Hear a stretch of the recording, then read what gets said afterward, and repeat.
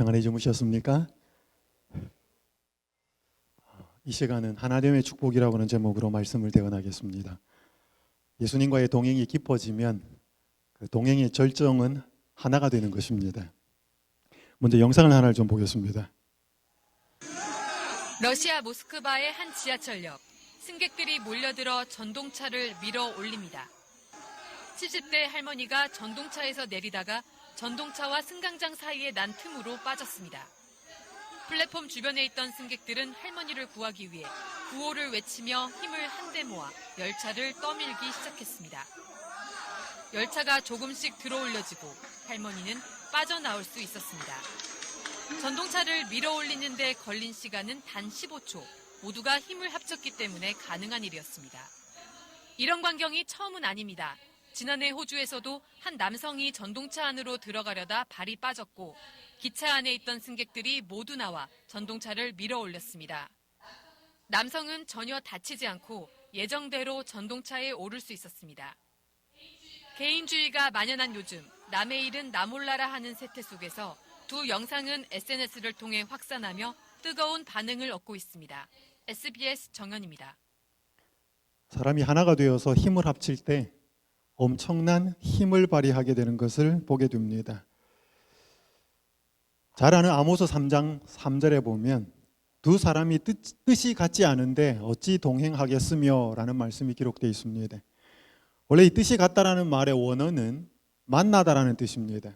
그러니까 두 사람이 만나지 않는데 어찌 동행하겠으며, 동행하다는 말은 걷는다는 뜻이거든요. 여러분이 여기 캠프 미팅에 오면서 다른 분 만나서 같이 오신 분도 계시죠? 두 사람이 만나지 않은데 어떻게 동행하겠으며, 또 약속하다라는 뜻도 있고요. 그런데 여기에는 그냥 몸이 만난다는 말뿐 아니라 마음이 만난다는 말도 분명히 포함되어 있습니다. 그래서 영어 성경에 보면 agree라고 되어 있습니다. 동의하다라는 말. 지하철 객차를 민 사람들의 하나된 행동은 먼저 마음에 할머니를 구조해야 한다는 뜻이 같았기 때문이었습니다. 그랬기 때문에 하나된 행동으로 나타난 것입니다. 요한복음 17장에 보면 예수님께서 돌아가시기 전에, 운명하시기 전에 오래 길게 기도하는 것 중에 아주 중요한 기도가 하나가 되게 해달라는 기도였습니다. 아버지께서 내 안에, 내가 아버지 안에 있는 것 같이 저희도 다 하나가 되어. 여러분, 이 예수님의 기도는 제자들 자기끼리 하나 되는 것이 아니었습니다. 아무리 사람들이 자기들끼리 잘 하나가 되어도 그건 하나님이 원하시는 하나가 안 될 수 있습니다. 왜냐하면 여기 보면 하나 되는 의미가 아버지께서 내 안에, 내가 아버지 안에 있는 것처럼 저희도 하나가 되게 해달라고 했기 때문입니다. 그러니까 이 무슨 말씀인가 하면 제자들의 마음 속에 예수님이 들어가 거하시고 제자들이 예수님의 마음 속에 있을 때 되는 하나, 그러니까 각자의 마음 속에 예수 그리스도가 살아 계실 때 되는 하나를 이야기하는 것입니다. 그냥 예수 없이도 하나 될 수 있습니까? 한 단체가, 조직이 자기들끼리 모여서 으쌰으쌰 하면서 하나 될 수 있어요. 교회가 그렇게 잘 될 수 있습니다. 그러나 하나님 보기에 하나가 아닐 수는 있습니다. 하나님이 원하시는 하나. 그 하나됨의 의미에 대해서 좀 살펴보고자 합니다. 창세기 2장 22절에 보면 하나님이 여자를 만드실 때는 흙이 아니었습니다. 뭐였죠? 갈비뼈였습니다. 왜 하나님이 여자를 흙에서 안 만들었을까요? 조금 절차가 복잡했습니다. 에덴 동산에 흙이 모자랐을까요? 그건 전혀 아니죠, 그죠? 그러면 아담이 자기 뼈로 만들어진 여자를 보면서 최초로 한 표현, 고백이 뭐였습니까? 이는 내 뼈 중에 뼈요, 살 중에 살이라. 인류 최초의 시입니다. 그죠? 사람은 사랑을 하면 시가 나오게 되어 있습니다. 그럼 그 의미는 내 뼈 중에 뼈고 내 살 중에 살이다라는 말은 저 여자는 남이 아니고 나다는 뜻입니다. 내 뼈 중에 뼈니까 나다 이 말입니다. 마찬가지로 하와가 아담을 보았을 때도 저 남자는 남이 아니고 나라고 하는 것입니다.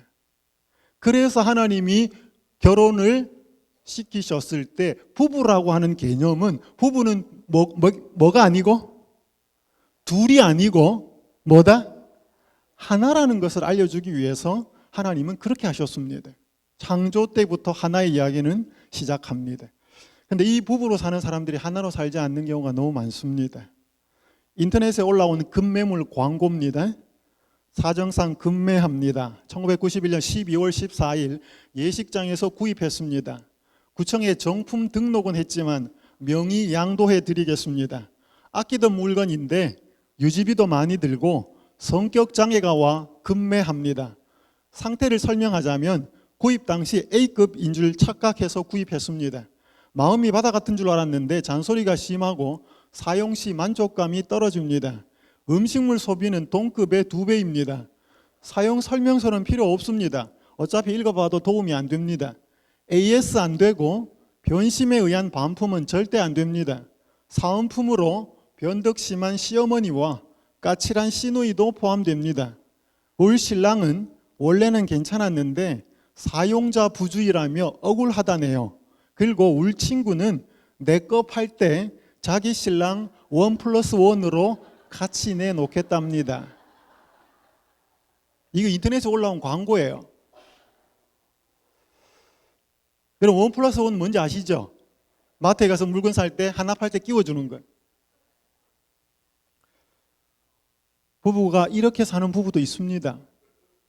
그런데요, 이렇게 사는 부부도 있어요.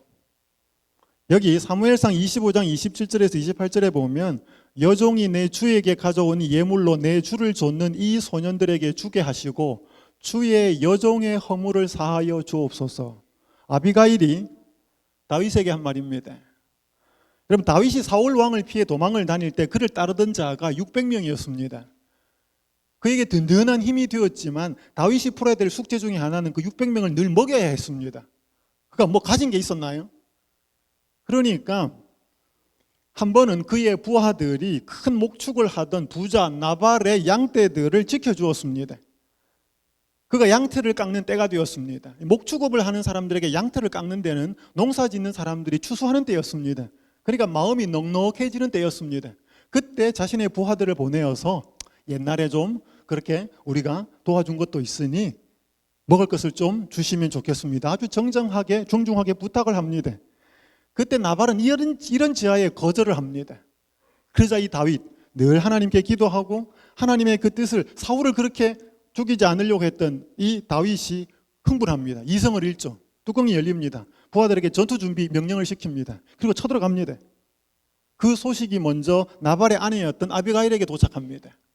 그때 아비가일이 한 일이 음식을 먼저 장만합니다. 급하게 음식을 장만해서 다윗이 오는 길을 막아섭니다. 그러면서 한 고백이에요. 여러분 여기 노란 글자를 보면 이상한 말이 나옵니다. 주의 여종의 허물을 사하여 주옵소서. 아비가일이 뭐 잘못했습니까? 아비가일은 잘못하지 않았어요. 누가 잘못했어요? 인색했던 자기 남편의 잘못. 그걸 뭐라고 표현했어요? 주의 여종의 허물을 사하여 주옵소서. 남편의 잘못은 곧 누구의 잘못입니다? 내 잘못입니다.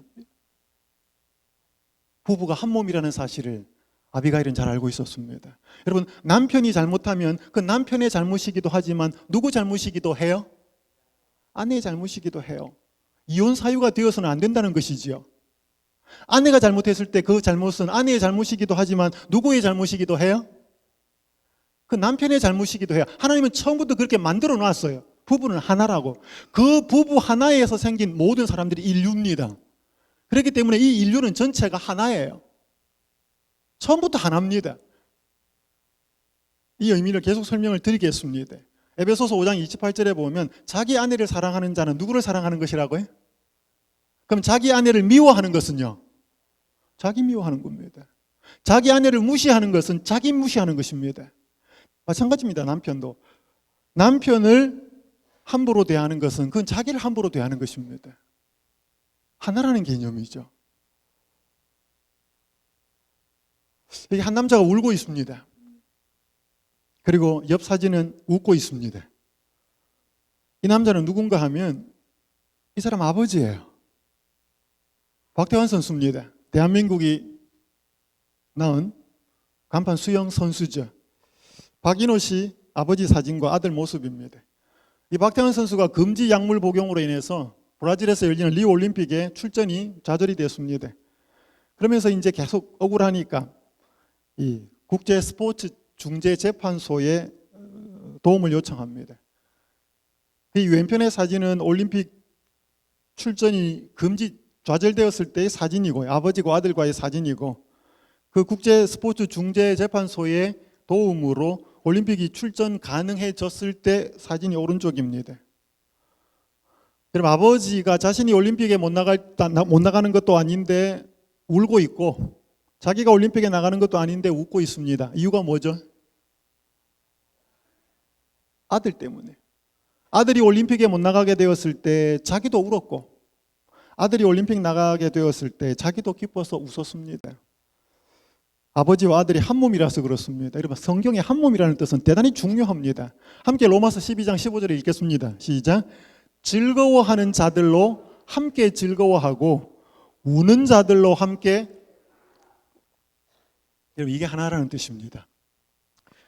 즐거워하는 자들과 함께 즐거워하고 우는 자들과 함께 우는 것이 하나라는 뜻입니다. 여러분, 시암상둥이 아시죠? 머리가 이렇게 둘이고 몸이 붙어 있는 이 시암상둥이가 원래 시암, 태국에서 처음으로 태어납니다. 태국이라는 나라의 이름이 시암이었습니다. 그래서 1800년대 초에 이런 쌍둥이가 태어났을 때 최초였기 때문에 그런 쌍둥이를 시암상둥이라고 그냥 부르게 되었습니다.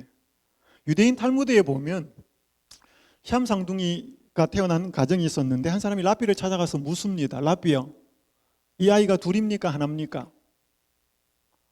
그때 랍비가 아주 이상한 소리를 합니다. 뜨거운 물을 주전자에 끓여다가 한 아이의 머리에 부어 보십시오.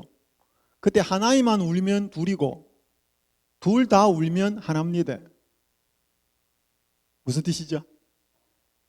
얘가 울 때 옆에 같이 울면 이게 뭐라고요? 하나. 하나가 뜨거운 물을 부어서 막 앞으로 뜨거워서 우는데 하나는 실시로 웃고 있으면요, 그건 둘이라는 거죠. 같이 울 때 하나고 같이 웃을 때 하나고. 여러분, 사촌이 땅을 사면 어떠셔요? 어떤 사촌이냐가 중요합니다. 그죠? 여러분이 사랑하는 사촌이면 배 아프지 않아요. 한 몸이라는 의미는, 여러분, 예수님이 우리가 아파할 때 어떻게 하실까요? 우리가 괴롭고 힘들어 하실 때 예수님에게 무슨 현상이 나타날까요?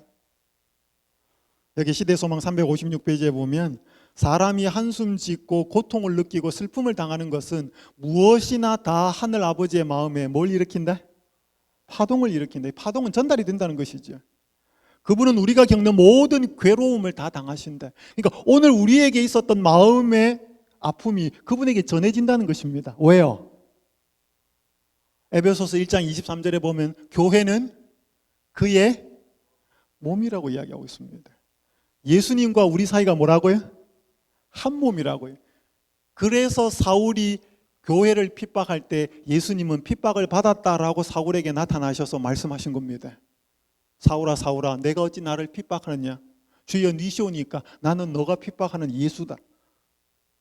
교회를 핍박했지만 예수님은 자신이 핍박을 받았다고 말씀하셨습니다. 이유는요, 한 몸이라서요. 한 몸이라서. 오늘 여러분들께서 어떤 아픔과 슬픔이 있을 때 하나님 제 아픔과 슬픔을 아십니까? 라고 묻지 마십시오. 여러분의 아픔은 그분의 마음에 전달돼요. 그게 하나라는 뜻입니다. 그분이 알고 계셔요. 나는 그대의 슬픔을 견디었으며 그대의 투쟁을 경험하였으며 그대와 같은 유혹을 당하였다. 나는 그대의 눈물을 안다. 나도 역시 울었다. 인간의 귀로 차마 들을 수 없는 극한 슬픔을 나는 안다. 그대는 고독하고 버림을 받았다고 생각지 말라. 그대의 고통이 세상에 있는 어떤 사람의 심금도 울리지 못할지라도 나를 바라보고 살아라. 산들은 떠나며 작은 산들은 옮길지라도 나의 인자는 내게서 떠나지 아니하며 화평케 하는 나의 언약은 옮기지 아니하리라. 너를 긍휼히 여기는 여호와의 말이니라. 오늘 여러분들에게 일어나는 아픔이 하나님에게는 전혀 무감각해지지 않는다는 사실, 그분도 우신다는 사실. 그러나 여기 보면 이사야 54장 10절에 보면 산들은 떠나고 작은 산들은 옮길지라도, 여러분 산들이 떠나는 거 보셨습니까? 큰 산이 옮기시는 거 보셨습니까? 작은 산들은 옮길 수 있습니다. 뭐 공사한다고 포크레인으로 파가지고 옮길 수 있습니다. 여기 산들과 작은 산들은, 특별히 산이라고 하는 것은 늘 가도 언제나 그 자리에 있는 존재를 이야기하는 것입니다. 그 산들은 떠나며 작은 산들은 옮길지라도 나의 인자는 너에게서 떠나가지 않는데, 화평케 하는 나의 언약은 옮기지 않는다. 왜요? 한 몸이라서 그래. 그분이 두고 갈 수 없기 때문에. 오늘 여러분이 첫 번째 기억하실 것은 한 몸에 하나 되는 의미입니다. 예수님과 우리가 진정으로 동행하게 되면 그분의 아픔이 내 아픔이고 그분의 기쁨이 내 기쁨입니다. 오늘 우리 교회 생활을 하는데 아무개 씨의 아픔이 내 아픔이 되지 않으면 그 사람과 나는 하나가 아닙니다. 그래서 진정한 하나가 되는 것은 기본이 사랑이 되어야 합니다. 사랑하는 사람이 기쁠 때 나도 기쁘고, 사랑하는 사람이 아플 때 나도 아프지, 사랑하지 않는 사람이 아파 보면 아픈가 보다 뭐 그렇게 넘어가는 것이죠. 그래서 부모가 자식이 아플 때 같이 아파할 수밖에 없는 이유는 사랑이라는 것입니다. 좀 더 구체적으로 살펴봅니다. 예수님이 기쁨에 함께 기뻐하는 것이 하나 되는 것입니다. 여러분 누가복음 15장에 보면 탕자 이야기가 나옵니다. 그런데 동생이 돌아올 때 아버지가 너무 기뻐서 잔치를 하지요. 여러분 그런데 큰아들이 분노합니다. 여기 보면 누가복음 15장 28절에 보면 저가 노하여 들어가기를 즐겨 아니하거늘 그랬습니다. 여러분 동생이 돌아왔을 때 형님은 왜 분노했을까요? 아버지가 뭐 했어요? 잔치했어요. 여기 성경에 보면 이 아들이 돌아오매 그랬습니다. 뭐라고 표현하지 않았어요? 동생이라고 표현하지 않았습니다. 이 동생이 돌아오매 아버지가 살찐 송아지를 잡아서 잔치 베푸셨습니다. 그렇게 말하고 하지 않고 이 아들이 돌아오매, 아버지한테는 아들일지 몰라도 나한테는 동생 아닙니다 이 뜻입니다. 이때 큰 아들이 예상하고 아버지가 해주기를 바랐던 것은 몽둥이 들고 그렇게 호통을 치고 뭐 때리든지 나무라든지 책망을 하든지 그래 주기를 바랬는데 아버지는 전혀 그렇게 하지 않고 잔치를 베풀어요. 그리고 좋은 옷들을 갖다 입히고 자기가 생각했을 때 이해가 안 됐습니다. 여러분 여기 보면 내게는 염소 새끼 한 마리라도 주어 나와 벗으로 즐기게 하신 일이 없었다 그랬습니다. 아버지가 이런 거 안 해주었던 것 같아요. 여러분 이 큰아들이 아버지 집에서 열심히 일했을 때 월급 받았을까요? 받았을까요? 안 받았을 거예요. 여러분 이 집이 큰 집이었을 것입니다. 그러면 이 아버지가 일꾼들, 고용인들을 채용해서 일을 시키고 나면 월급 줬을까요? 줬을 거예요. 근데 왜 큰아들한테는 안 줬어요? 이 재산 이제 다 누구 거예요? 동생은 이미 받아갔어요. 그러니까 아버지 돌아가시고 나면 죽고 나면 이거 전부 아들 거예요. 그러니까 아버지는 아들에게 월급 안 줬어요. 안 준 이유는 아들이기 때문에. 다 너 거니까. 근데 아들은 아버지 나한테 뭐 줘봤어요? 무슨 뜻이죠? 아버지 집에서 아들로 일한 게 아니고 아버지 집에서 월급쟁이로 싹꾼으로 일했습니다. 아버지를 아버지로 몰랐습니다. 아버지가 내 동생이 둘째 아들이 집을 나가고 났을 때부터 밥을 먹어도 먹는 게 아니고 잠을 자도 자는 게 아닌 것을 몰랐습니다. 왜요? 자기는 잘 먹었거든요. 자기는 잘 잤거든요. 한마디로 이 큰아들은 아버지를 몰랐습니다. 아버지를 몰랐기 때문에 아버지에게 전해져 왔던 그 기쁨이 자기에게는 기쁨으로 전해오지 않았던 것입니다. 아버지를 몰랐어요. 아버지와 하나 되지 않았습니다. 아버지와 동행하지 않았습니다. 왜? 아버지의 마음이 자기 속에 없었거든요. 저는 어릴 때 연년생이었던 형과 자랐습니다. 연년생이다 보니까 이제 사소한 일로 자주 다퉜어요. 뭔가 이렇게 시시비비를 가리는 것이 필요하면 어머니께 달려갔습니다. 어머니 누가 잘못해? 형이 이러고 뭐 동생이 이렇고. 그럼 이제 저희 어머니는 시시비비를 가려주셨습니다. 옳고 그름을. 그런데 다음에 그렇게 하고 난 다음에 항상 이 말을 하셨어요. 너희 중에 누가 옳고 그러냐도 중요하다. 그래서 가려주셨어요. 그러나 더 중요한 것은 형제끼리 우애하고 서로 아껴주는 것이다. 저는 어머니의 이 말씀이 잘 이해가 안 됐습니다. 언제 이해가 됐는가 하면 아들 둘 낳았을 때 이해가 됐어요. 아들 둘이 싸우고 와가지고 아빠, 형이, 동생이 이렇게 하고 제가 이제 그들의 요구 조건에 시시비비를 가려준 다음에 제 입에서 한 말은 아들들, 너희 중에 누가 옳고 그르냐도 중요하다. 그러나 더 중요한 것은 너희들끼리 형제 둘도 없는 이 세상의 형제인데 혹 잘못했다 할지라도 우애하고 서로 아껴주는 것이 아빠는 보고 싶다. 여러분, 무엇이 부모를 기쁘게 하는 걸까요? 부모님한테 좋은 거 갖다 주면 부모님 기뻐할까요? 부모님에게 잘해주는 것도 부모님 기뻐하십니다. 그 기뻐하는 대상이에요. 그러나 부모가 낳은 그 자식, 자기들끼리 서로 사랑하고 살면 그 부모가 그거 보기에 그것보다 더 행복한 게 없습니다.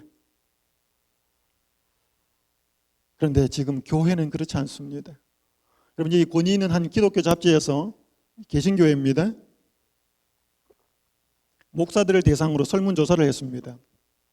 교회에서 제일 불편하고 무서운 사람이 누굽니까? 이를 교회 목사들에게 물은 질문입니다. 세 번째가 뭐냐면 3위가 신학 공부한 장로였습니다. 2위가 철야 기도 잘하는 사람이고요. 1위는 40일 금식 기도한 사람이에요. 우리 재림교회 내에서도 신학 공부하신 장로님들 계십니다. 그런 분들 중에서 제가 알고 있는 한 분은 아주 열심히 교회를 섬기고 너무너무 충성스럽게 봉사하십니다. 다 그런 건 절대로 아닙니다. 그렇지만 신학 공부, 철야 기도, 40일 금식 기도, 이거 좋은 거예요, 나쁜 거예요? 좋은 거예요. 신앙의 보탬이 되는 것입니다. 하늘 가는데 도움이 되는 것이에요. 근데 왜 이런 자격을 갖춘 사람들, 이런 신앙의 경험을 한 사람들이 교회에서 목사들에게 제일 불편하고 무서울까요? 여러분, 우리 재림교회 내에서 성경 많이 알고 특별히 엘렌 G 화이트의 예언의 신을 많이 아시는 분 앞에 가면 마음이 푸근하고 편해요. 좀 깝깝해요. 성경을 많이 알고 예언의 신을 많이 안다는 것은 예수님에 대해서 그만큼 더 많이 봤다는데, 그런 의미인데, 그 예수님의 넓은 마음, 여러분, 예수님이 좀 깐깐했을까요? 누구나 갈 수 있었을까요? 어떻게 아셔요? 여러분, 예수님이 누구나 갈 수 있었던 것은 어린아이들을 보면 알아요. 여러분, 어린아이들은요, 아무한테나 잘 안 갑니다. 어린아이들이 예수님에게 쫓아갔다는 것은 예수님은 누구든지 올 수 있었다는 것입니다. 혹시 우리 여기 계신 우리 장로님들한테도 어린아이들이 막 장로님 하면서 이렇게 오십니까? 옵니까? 뭐 그것 때문에 또 안 온다고 너무 슬퍼하지는 마시고요. 딱 그 판단 기준은 아니지만 여기 교회 증언에 보면 많은 사람에게 있어서 남을 아끼는 사랑이 절대적으로 부족하다. 절대적으로 부족하다. 여러분, 사람들 교회에 오시는 거 좋아하십니까? 좋아하십니까? 어떤 사람이 오시는 거 좋아하십니까? 꾀재재하게 냄새 나는 옷 입고 한 분 주십시오라고 찾아오는 사람들도 좋아하십니까? 이렇게 직업도 괜찮고 안식일날 멋진 옷 입고, 지금 여기 뭐 여러분 주중에 계실 때는 편하게 계시겠지만 안식일날 다 예쁜 옷 입고 오시겠죠, 교회? 그렇게 허름하게 이렇게 교회 찾아오는 분도 반가워하십니까? 제가 서울영화원교회에 있을 때 한 분이 이렇게 노숙인은 아니었어요.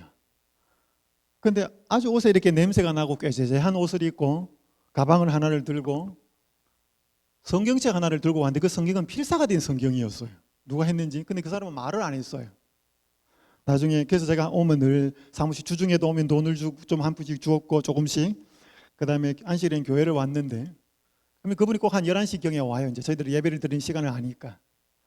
그럼 오늘 이제 옷에 냄새가 나니까, 그럼 이제 안내하시는 분들이 저 뒷자리 이제 이렇게 코너에 안내를 하는데, 그분이 거기 딱 앉으면 옆으로 쫙 밀립니다. 왜냐면 가까이 앉기에 조금 솔직히 부담스럽거든요. 냄새가 너무 나니까. 그래서 어떤 때는 제가 바쁘니까 제가 챙겨주기도 하다가 안무기 집사에게 부탁하고 이제 이렇게 부탁을 하는데, 그분이 늘 이렇게 혼자 계셨어요. 근데 늘 마음 한 구석이 부담스럽습니다. 저분을 우리가 어떻게 교회에서 도와드려야 될까? 사랑을 이야기하는 교회로서. 근데 한동안 그분이 안 나왔어요. 나중에 한 3개월인가 흐른 다음에 한 분을 통해서 알게 되었는데 그분 돌아가셨다고 연락이 왔었습니다. 그 사실을 알고 너무 마음이 부담스러웠습니다. 저분이 교회에 와가지고 우리들에게 무엇을 보았고 무엇을 느꼈을까? 정말로 이 교회에 나오면서 따뜻한 환대를 받았을까? 아니면 그저 한 푼 쥐어주면서 빨리 가줬으면 좋겠다라고 하는 그런 느낌을 받았을까? 하나님 아버지가 보시기에 예수를 믿는다고 이름을 부르는 우리도 그분의 아들이고, 그렇게 한 푼 얻어서 예배를 드리러 온 그 사람도 분명, 물론 차이는 정도의 차이는 있겠지만 그도 하나님의 자녀일 텐데, 여러분 여기 우리는 이런 말이 있습니다. 자신이 어떤 관계 속에서 존재하는 사람인지를 상대에게 환기시켜야 하며, 상대방을 대할 때도 관계 속의 존재로 대접해야 한다. 우리를 언제나 관계 속에서 자기를 인식해야 한다. 우리는 언제나 자기를 관계 속에서 인식해야 한다. 의미 있는 관계를 확립해가는 만큼 도덕적인 능력도 자라난다 그랬습니다. 여러분, 사람은 그 사람 혼자서 그를 판단해서는 안 된다는 것입니다. 여러분, 제가 결혼해서 아내가 있습니다. 사람들이 제 아내를 그냥 개인적으로 대하기도 하겠지만 오재호 목사의 아내로서 또 저를 아내를 대할 것입니다. 제 아들이 있지만 그 고등학생, 중학생 그 자체로 대하지만 오재호 목사의 아들이다 생각하고 대할 것입니다. 그래서 어떤 존재를 대할 때 그 한 사람을 자체 그 사람만 대하는 것이 아니고 그 사람이 상대방을 대할 때 어떤 관계 속에 존재하는 사람이냐를 알고 대해야 된다는 것입니다. 예를 들어서요, 대통령 아들이에요. 함부로 하겠어요? 못 하겠어요? 우리 함부로 못해. 그 사람이 얼굴이 못생겨도, 그 사람이 뭔가 직업이 변변찮아도, 못 배웠어도 대통령 아들이라면 우리는 함부로 할 수가 없어요. 왜? 그 사람과 대통령의 관계가 있기 때문에. 그러면서도 우리 자신도 언제나 관계 속에서 자기를 인식해야 한다 그랬습니다. 요셉이 죄를 지을 때가 아니고 그 미세스 보디발의 유혹이 올 때 내가 어떻게 여호와께 득죄하리이까? 자기 자신 혼자서만을 본 게 아니고 누구와의 관계 속에서, 하나님과의 관계 속에서. 여러분, 제가 한 집회를 갔는데요, 은혜스러운 집회를 하고 제가 연수원으로 돌아갔습니다. 문자가 왔어요, 카톡으로. 목사님 말씀이 어떻고, 예, 답장을 쓰고 쭉 했는데 계속 몇 번이 와요. 다음 날도 오고. 근데 내용이 좀 이상해요. 자꾸 목사님 생각이 나요. 보니까 이상해요. 저는 좀 그런데 무딘 편입니다. 근데 제가 정신이 확 들었어요. 제가 느낄 정도였습니다. 집사님, 이런 내용으로 오고 가는, 자기 남편 이야기를 하면서, 아닌 것 같습니다. 이제 집사님과 이런 내용으로 이야기하려면 제가 다 끊겠습니다. 카톡 내용 다 지우고요, 이런 내용으로 연락하시려면 다시는 연락하지 마십시오. 제가 집사님을 위해서 기도하겠습니다. 그리고 나서 제가 집사람에게 전화를 걸었어요. 이런 문자가 왔고 이런 내용이 왔대. 당신 나를 위해서 기도해달라. 여러분, 만약에 그런 상황이 되었을 때 저 혼자인 경우하고 저는 결혼한 아내가 있는 남편이라는 관계 속에서 생각할 때 어떻게 달라요? 그리고 내가 하나님의 자녀이고 하나님을 설교하는 목사라고 하는 그 바운더리 안에서 생각하면 어때요? 다르지요. 그래서 우리는 어떤 일을 직면할 때나 사람을 대할 때 그 사람은 혼자를 보지 않고 그 사람이 어떤 관계 속에 있는지를 보아야 한다는 것입니다. 그래서 여기 보면 의미 있는 관계를 확립해가는 만큼 도덕적인 능력도 자라난다는 거예요. 그 사람이 내가 관계를 잘 만들어가고 그 의미 있는 관계, 올바른 관계가 만들어질 때 그 사람의 도덕적인 능력, 영성도 자라는 것이죠. 그래서 우리의 가장 중요한 관계는 예수 그리스도의 관계인데, 예수님과의 관계, 의미 있는 관계를 잘 누려갈수록 내 삶이 그런 식으로 꼴찌고 가는 것입니다. 혼자이라고 생각하면 사람들 마음대로 생각합니다. 마음대로 행동합니다. 나를 관계 속에서도 인식해야 되고 사람들을 대할 때도 관계 속에서 그 사람을 대우해야 한다는 것입니다. 아무리 지극히 초라할지라도 그 사람이 하나님의 자녀면 우리 함부로 못합니다. 함부로 말할 수가 없죠.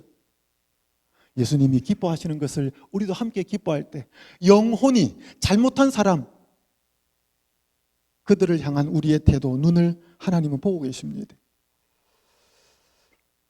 두 번째, 예수님의 슬픔에 함께 슬퍼하는 것이 하나됨의 진정한 의미입니다.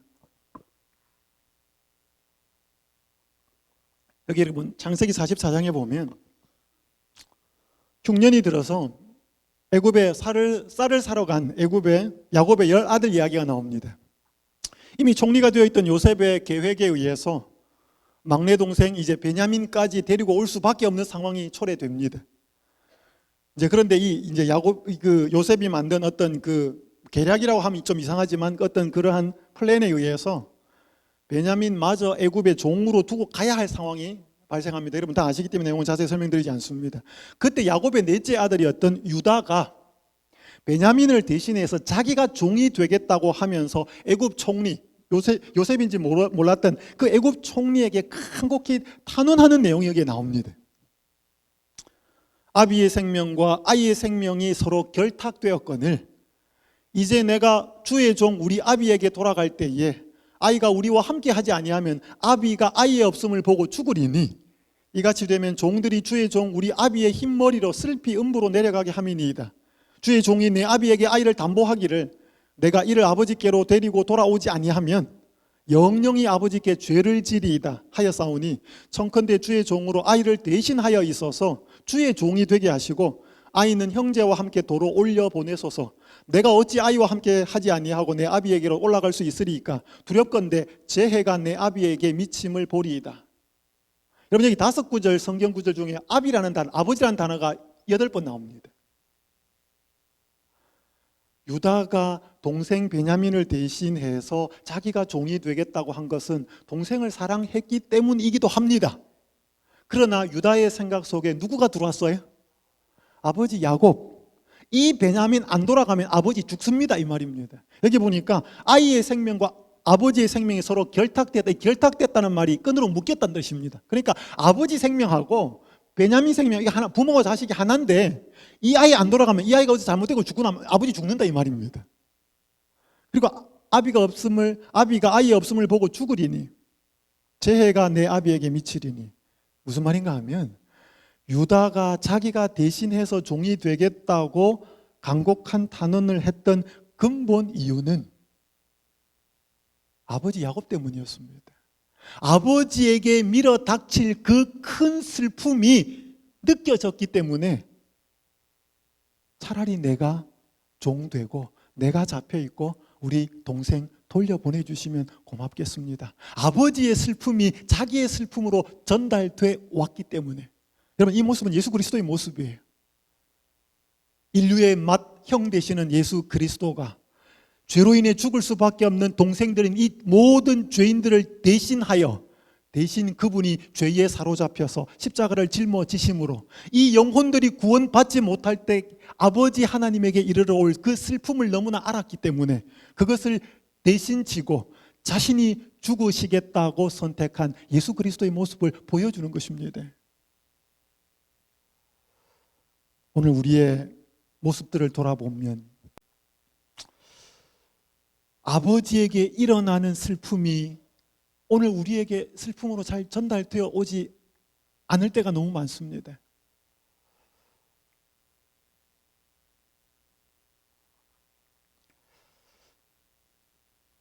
제가 서울영화관계에 있을 때 한 장례식에 참석하게 되었습니다. 2010년이었습니다. 이건 제가 연도를 기억하는 것은 참 특별한 장례식이었기 때문에 한 교우님의 딸이 잠들었습니다. 근데 그 잠든 분에 관한 이야기를 듣고 너무 가슴이 아팠습니다. 그녀는 26살에 연탄가스에 중독이 되었습니다. 그리고 그 후에 17년간을 식물인간으로 있다가 세상을 떠났습니다. 그때 나이가 43살이었습니다. 그때 제가 장례식에 참석했을 때 제 나이가 43살이었어요. 저의 나이에 결혼도 하지 못했던 식물인간으로 17년간 살다가 잠든 그 여인의 장례식에 가게 되었습니다. 예배드리는 내내 70이 넘은 노모가 흐느껴 울었습니다. 그 눈물. 아마 그 노모는 딸이 남들처럼 직장에서 일하기를 바랐을 것이고 그 딸이 평범하게 시집을 가서 아들, 딸을 낳고 행복하게 살기를 바랐을 것입니다.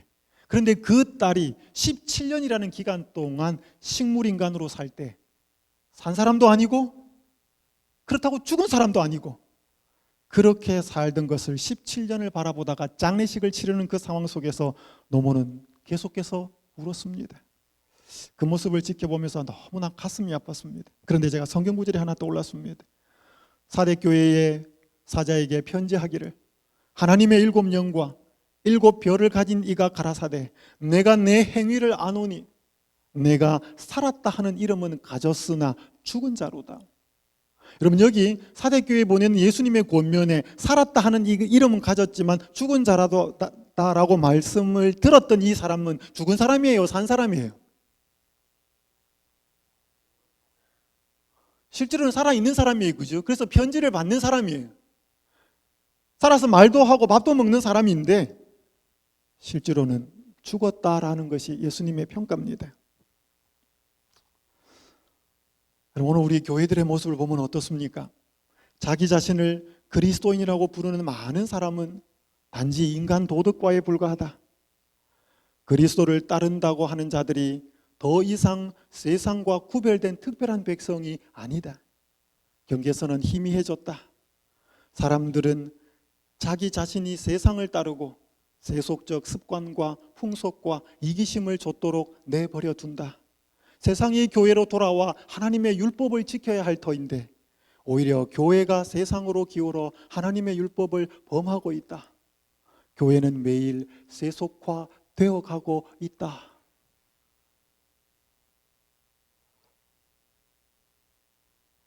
또 이런 말씀이 있습니다. 나는 교회를 향하여 엄숙한 말을 한다. 현재 교회 농명책에 기록되어 있는 20명 중 한 사람도 지구 역사를 끝마칠 준비가 되어 있지 않다. 그리고 그들은 진실로 일반 죄인들과 마찬가지로 이 세상에서 하나님도 없고 소망도 없는 자와 같이 될 것이다. 그들은 하나님을 위한다고 말하고 있으나 실상은 돈을 더 열심히 위하고 있다. 생활은 죄인들처럼 하면서 그리스도인이라고 주장한다. 저는 교회에 고등학교 3학년 학력고사 시험을 치기 전날 교회에 처음 왔습니다. 그러면서 한번 시험을 못 쳐서 재수를 했습니다. 재수를 할 때 너무 힘든 상황 속에서 이제 그때는 안식일이 뭔지도 모르고 성경 공부도 하지 않은 상태였고 학원이 오후 한 5시쯤 토요일에도 마쳐지는, 그때는 교회를 나가지 않았고 토요일 학원에서 한 5시쯤 끝나면 학원이 끝나면 교회로 갔습니다. 그러면 청년의 모임을 하고 있어요. 그러면 교회 누나들 형들이 이제 힘들게 일주일간 공부하고 왔다고 정말로 따뜻하게 정말로 친절하게 저를 대해줬습니다. 밥도 사주고 격려도 해주고 저는 그게 너무 좋았기 때문에 토요일 날 한 번도 빠지지 않고 1년 동안 그 5시면 마치고 교회를 갔습니다. 제가 처음 교회에 다녔을 때 우리 교인들의 모습은 천사였습니다. 정말로 사랑이 있었고 정말로 친절했고, 근데 제가 이제 교회를 조금 들어가서 교인들의 모습을 보면서 조금씩 보이기 시작했습니다. 지금 제 형은 교회를 나오지 않습니다. 교인들한테 상처를 받아서. 오늘 저는 재림연수원에 있고 또 목사로서 저희 교회의 형편을 보고 예수님이 어떤 마음으로 보고 계실까 가끔씩 생각해 봅니다. 오늘 예수님이 우리의 교회의 모습을 보면 기뻐하실까 슬퍼하실까, 울고 계실까 웃고 계실까.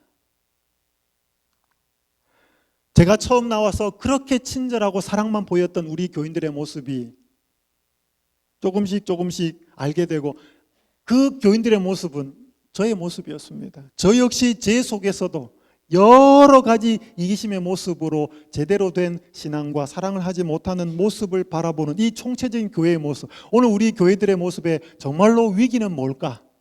정말로 교인들의 숫자가 줄어들고 11조가 줄어들고 전도가 안 되는 것이 정말 우리 교회의 위기이고 문제인가? 맞아요. 그것도 분명히 우리 교회의 위기입니다.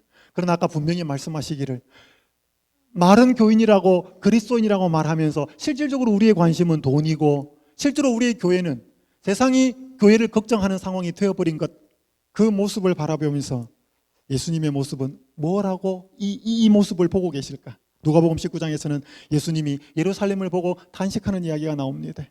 이 에스겔서 9장을 보면 이르시되 너는 예루살렘 성읍 중에 순행하여 그 가운데 행하는 모든 가증한 일로 인하여 탄식하며 우는 자의 이마에 표하라.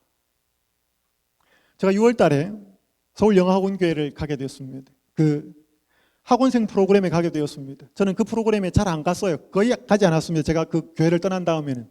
왜냐하면 제가 거기에 학원장이었기 때문에. 그러다 어느 날 금요일 날 가게 됐어요. 근데 학생이 너무 없어요. 그리고 교사들 뭐 이렇게 저렇게 이야기를 하다가 마치고 나서 그날이 7, 8월 학기에 이제 신입 교사들이 더 많이 오는데 새로운 교사들의 오리엔테이션 기간에 함께 예배를 드리는 그 교사들이 오고 있었습니다. 거기에 제가 아는 사람을 만났어요. 그분은 한국인이고 20년 전에 그 학원에 와서 영어를 배워서 그 교사들의 헌신과 사랑으로 너무 감동을 받고 교인들의 너무 따뜻한 사랑을 받아서 그렇게 신자가 되어서 살다가 미국으로 와서 미국에서 교포 남편을 만나서 잘 지내다가 그때 20년 전에 자기에게 받은 자기에게 그 사랑을 나누어준 교사, 그 선교사들의 모습이 너무 아름답고 감동이었기 때문에 나도 지금 이제 미국 국적을 갖게 되었고 영어를 좀 하게 되었으니까 이제 교사로 가서 선교사로 가서 봉사하면 좋겠다. 그렇게 짧게 2개월 그 선교사 하겠다고 와서 오리엔테이션을 받았습니다. 그때 만났어요, 저를. 근데 마치고 이야기를 하는데 목사님 이렇게 쭉 이야기를 하는데 너무 가슴 아픈 이야기를 하는 것입니다. 제가 20년 전에 만났던 선교사들이 지금의 선교사들은 아닙니다. 제가 20년 전에 본 교인의 모습은 지금 교인의 모습과 다릅니다. 그들이 안식일에 나누는 대화가 너무 가슴이 아픕니다. 안식일 해가 저기 아직 있는데 선교사들이나 교인들이 밥을 먹으러 가자들 합니다. 아직 안식일이 해가 안 끝났는데 아니 지금 가서 주문해가지고 먹고 나올 때 되면 해가 지니까 그때 돈 내면 된다 그러더랍니다.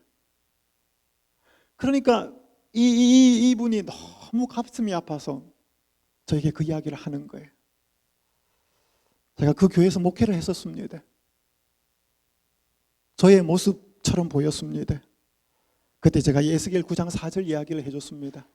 우리 선생님 혹시 이 예루살렘에서 이 교회에서 가증하고 가슴 아프고 답답한 일이 보이시면 이 에스겔이 계시를 본 그래서 6명이 지나가는데 한 사람이 허리에 먹을 찬 사람에게 하나님이 말씀하시기를 예루살렘 성읍에서 일어나는 가증한 일로 탄식하며 우는 자의 이마에 인을 치라고 했던 이 말씀처럼 그 탄식하는 일로 인해서 기도해 주시면 고맙겠습니다. 비난하거나 비판하거나 왜 이러는가 불평하지 마시고 이 교회를 위해서 기도해 주시면 고맙겠습니다. 저도 기도하겠습니다. 왜냐하면 그렇게 기도하신 모습이 예수 그리스도의 모습이기 때문에 그렇습니다. 오늘 이 예수님의 탄식이 이 예수님의 슬픔이 오늘 나에게 전달되어 오고 있는가? 그래야만 예수님과 내가 한 몸이라는 것이죠. 그분이 기뻐하시는 기쁨이 나의 기쁨이어야 하고 그분이 슬퍼하고 안타까운 모습이 역시 나에게 슬퍼하고 안타까운 모습으로 다가와야 그분과 내가 하나고 그때가 진정한 동행이 이루어진다는 것입니다. 제가 이제 한 이야기를 드리고 마무리를 하겠습니다. 제가 남아공에 있을 때 한 안식일에 큰 교통사고가 났습니다. 자세한 내용은 말씀드리기는 어렵고요. 제가 한 집회에 가다가 제 실수로 교통사고가 났습니다. 큰 교통사고였습니다. 정말로 하나님의 보호하심이 아니었으면 죽었을 것입니다. 이제 그 집회를 가지도 못하고 이제 집에 돌아와야 했습니다. 며칠 후에 보험회사로부터 연락이 왔습니다. 자동차 시세가 약 한국 돈으로 한 600만 원 정도 체크가 되는데 연식하고 다 나오니까 이 차의 수리비를 예상을 해보니까 800만 원이 넘게 나온다. 그러니까 차를 수리할 수가 없고 그 중고 가격으로 보상을 해주고 차를 폐차를 시킨다고 보험회사에서 연락이 왔어요. 그러면서 차가 어느 장소에 지금 견인되어 가 있으니 거기에 혹시 개인 물품이나 뭔가 들어있으면 끄집어내라고 보험회사에서 연락이 왔어요. 그래서 한 사람의 차를 빌려서 갔습니다. 그 차가 이렇게 다 찌그러져 가지고 이제 조금 있으면 폐차될 그 차에서 지도라든지 뭘 다 꺼냈어요. 근데 그 차를 물끄러미 바라보고 있는데 그 차에 대해서 고마운 생각이 들었습니다. 왜냐하면 제가 1년 반 동안 그 차를 운전을 했습니다. 제가 태어나서 처음으로 산 중고차, 처음으로 산 차였습니다. 제 일생에. 비록 중고차였지만 1년 반 동안 가족의 발이 되어 주었고 또 뭐 일하러 갈 때 그 업무를 하게 해 주었고 그리고 그 사고의 상황 속에서도 물론 좀 아프기도 하고 어려움이 있었지만 그렇게 큰 사고 다치지는 않았고 그렇게 우리를 보호해 주었던 이 차가 이제 폐차가 되어서 이 지구상에서 고철이 되어서 영원히 사라진다는 생각이 드니까 이 차를 바라보니까 갑자기 아주 좀 짠한 마음이 들었습니다. 그 차를 보고 있는데 그런데 문득 그때 예수님 생각이 났습니다. 예수님이 이 땅에 다시 오실 때 구원받지 못하고 멸망 사람들을 당할 사람들을 바라보실 때 그 마음이 어떠실까라고 하는 생각이 머릿속에 들어왔습니다. 저는 이 차를 만들지도 않았고 창조하지도 않았고 그저 1년 반 동안 사용했는데 그렇게 사용했던 이 차가 세상에서 없어진다고 생각하니 가슴이 아픈데 그분이 직접 창조하셨고 그분이 그 인간들의 구원을 위해서 십자가에 달려 돌아가시기까지 한 그러나 끝까지 구원을 거절한 그 사람들이 죽을 수밖에 없는 상황이 되었을 때 그 모습을 바라보시는 예수님의 마음은 어떠실까? 가슴에 뭔가 아련함이 밀려왔습니다. 그때 그 배차장에서 하나님께 제가 이렇게 기도를 드렸습니다. 하나님 마음이 무엇인지 제가 조금은 깨달아졌습니다. 제가 앞으로 얼마나 많은 목회를 하게 될지는 모르겠지만 하나님이 나중에 이런 상황이 한 사람 한 사람 분명히 있을 터인데 없지는 않을 터인데 그 중에 한 사람이라도 되지 않도록 하기 위해서 제가 살아있는 동안 하나님 마음을 알아서 그 한 영혼 한 영혼들을 예수님께로 인도하여서 그 자리에 있지 않도록 하는 일에 제가 온 마음과 목숨을 바쳐서 헌신하게 해 주십시오. 제가 그 폐차시킬 그 차 앞에서 제 마음을 다시 한번 돌아보게 되었습니다. 여러분 여기 요한계시록 14장 10절에 보면 예수님이 마지막 멸망당하는 사람들에 관한 장면이 기록되어 있습니다. 여기 보면 거룩한 천사들 앞과 어린 양 앞에서 불과 유황으로 그들이 고난을 받는다고 기록합니다. 여러분 부모가 자식이 막 고통 중에 죽어가는 것을 물끄러미 지켜보고 있다면 어떤 상황일까요? 어느 부모가 자식이 물끄러미 죽어가고 있는데 물끄러미 보고 있겠습니까? 덜쳐 업고 병원이든지 의사든지 찾아가겠죠. 그러나 부모가 자식이 죽어가는 것을 물끄러미 보고만 있다면 그 부모가 자식을 위해서 할 수 있는 것은 아무것도 없다는 뜻입니다. 다 해보았고 이제 소용이 없다는 뜻입니다. 마찬가지로 마지막 예수님 앞에서 거룩한 천사들 앞에서 사람들이 불과 유황으로 이제 소멸될 때 예수님은 물끄러미 보고 계실 수밖에 없다는 것입니다. 왜요? 그분이 하실 수 있는 일이 없기 때문에 삼위 하나님이 그 모든 것을 다 했음에도 불구하고 그들이 그것을 끝까지 거절했기 때문에 그렇게 되는 것이기 때문에 오늘 예수님의 슬픔이 예수님의 안타까운 마음이 우리의 가슴 속에 전달되어 오면 좋겠습니다. 예수님의 기쁨, 한 영혼이 돌아올 때, 그 당자가 돌아왔을 때 아버지가 느꼈던 그 기쁨이 그 형의 모습이 아니고 잘했니 못했니를 따져서 아버지가 왜 이렇게 벌을 안 주나 그게 아니고 돌아온 그 자체만을 가지고 잔치를 베푸며 기뻐하셨던 그 예수님의 모습, 그 기쁨이 오늘 우리 기쁨이 되었으면 좋겠습니다. 그게 하나 되는 것이고 그게 동행하는 것입니다. 하나 된다는 것은 함께 기뻐하고 함께 슬퍼한다는 의미입니다. 오늘 예수님이 기뻐하시는 일에 나도 기뻐하고 예수님이 고통스러워하시고 슬퍼하시는 일에 나도 아파하며 슬퍼하는 진정한 동행의 삶이 이루어지는 우리 한날이 되고 우리의 인생이 되기를 간절히 바라면서 말씀을 마치겠습니다.